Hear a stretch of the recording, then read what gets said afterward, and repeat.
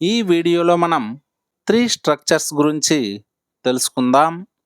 అవేంటంటే it is so, don't act, no matter how.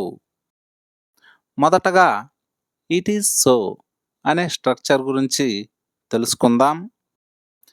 It is so అంటే చాలా.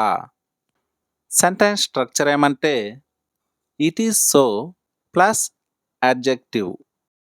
It is so stupid అంటే అది చాలా మూర్ఖమైనది.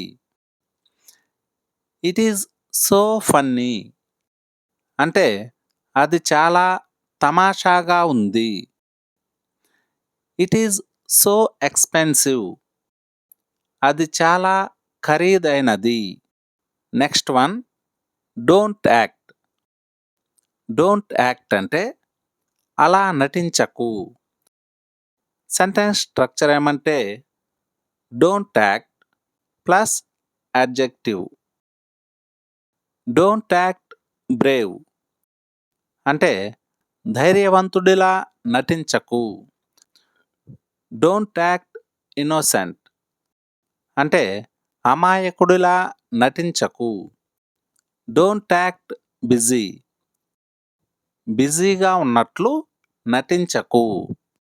నో మ్యాటర్ హౌ ఎంత అయినా సరే, ఎంతగా ఉన్నా కూడా అని చెప్పడానికి నో మ్యాటర్ హౌ నో ఉపయోగిస్తాం.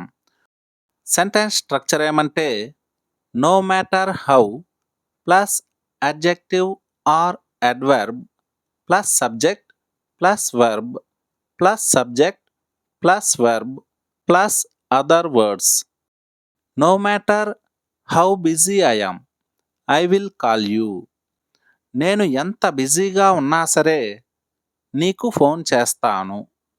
No matter how expensive it is, he wants to buy it అంటే అది ఎంత ఖరీదైనదైనా సరే అతడు దాన్ని కొనాలనుకుంటున్నాడు. No matter how rich he's, he lives simply అంటే అతడు ఎంత ధనవంతుడైనా సరే సాదాసీదాగా జీవిస్తాడు.